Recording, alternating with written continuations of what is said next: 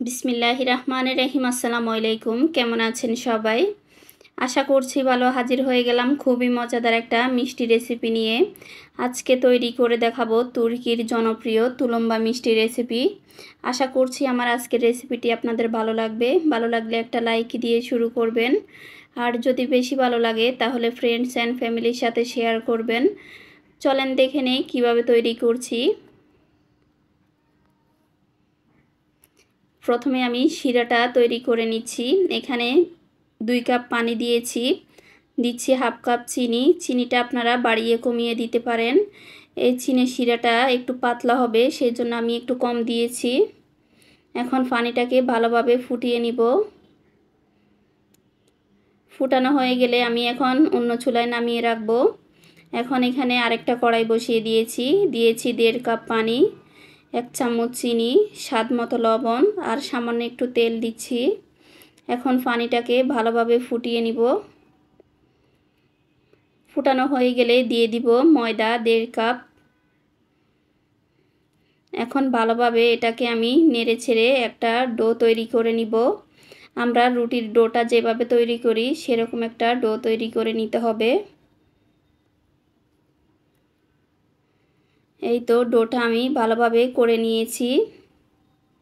এখন এটাকে নামিয়ে রাখব। একটা বাটিতে নিয়ে নিয়েছি। এখন এটাকে একটু মথে নিতে হবে। এটা এখনও অনেকটা গরম আছে, হালকা ঠান্ডা করে আমি এটাকে মথে নিচ্ছি।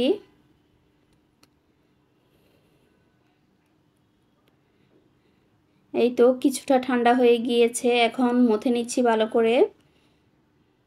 এই পর্যায়ে দিয়ে দিব ডিম। আমি এখানে 2টা ডিম নিয়েছি, কিছুটা দিয়ে দিচ্ছি। এখন ভালোভাবে একটু সময় নিয়ে এটাকে মেখে নিতে হবে।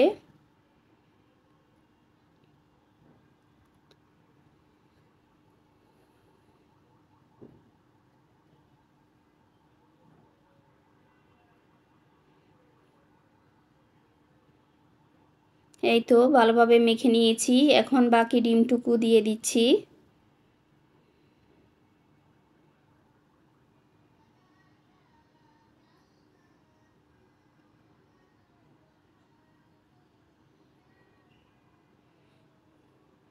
আবারও ভালোভাবে মেখে নিব। এই তো ভালোভাবে মেখে নিয়েছি। এখানে আমি আরেকটা ডিম দিয়ে দিব। আমি 3টা ডিম দিয়েছি, আপনাদের কম বেশি লাগতে পারে। এখন ভালোভাবে আবারও সময় নিয়ে এটাকে মেখে নিব।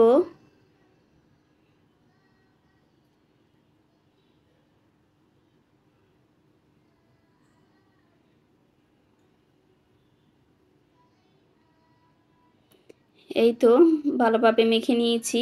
এরকম একটা স্টিকি ডো হবে। এখন এখানে একটা পাইপিং ব্যাগ নিয়েছি, ভিতরে একটা নজেল দিয়েছি বড় দেখে। এখন ডোটাকে আমি নিয়ে নিচ্ছি।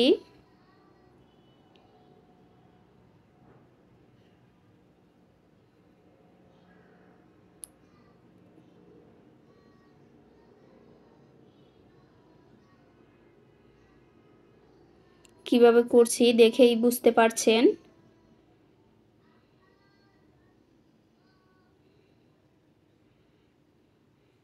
আরেকটা ব্যাগে ঢুকিয়ে নিচ্ছি যেন ফেটে না যায়। এখন চুলায় পরিমাণ মতো তেল বসিয়ে দিয়েছি। তেলটা হালকা গরম হয়ে গেলে আমি মিষ্টিগুলো দিয়ে দিব।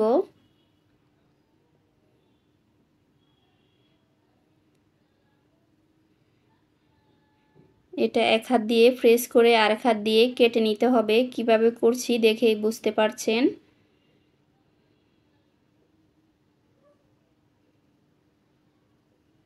আমি এভাবে সবগুলো দিয়ে দিচ্ছি।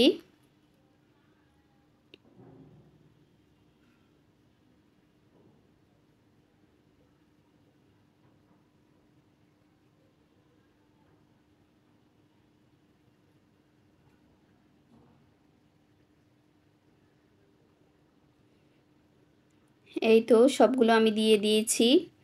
এখন এটাকে একটু সময় নিয়ে ভেজে নিতে হবে। একটু আলতো করে নেড়ে নিচ্ছি।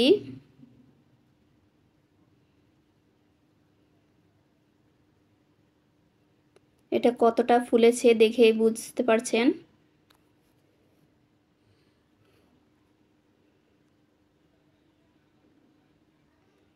এপাশ ওপাশ ভালোভাবে ভেজে নিব একটু সময় নিয়ে।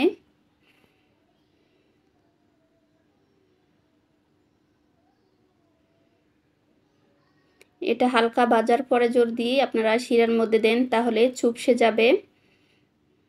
এটাকে ভালো করে ভেজে নিতে হবে।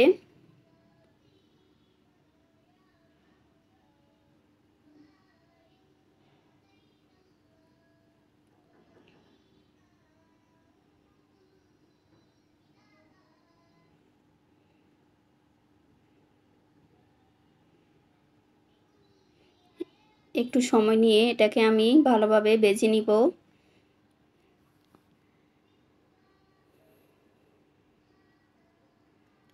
এই তো ভালোভাবে ভেজে নিয়েছি। এখন উঠিয়ে আমি শিরার মধ্যে দিয়ে দিব। শিরাটা অবশ্যই ঠান্ডা হতে হবে। এখন বাকিগুলো আমি দিয়ে দিচ্ছি। আশা করছি আমার আজকের রেসিপিটি আপনাদের ভালো লেগেছে।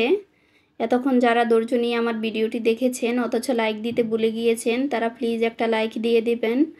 দেখা হবে অন্য কোনো ভিডিওতে। সেই পর্যন্ত সবাই ভালো থাকবেন। আসসালামু আলাইকুম। আল্লাহ হাফেজ।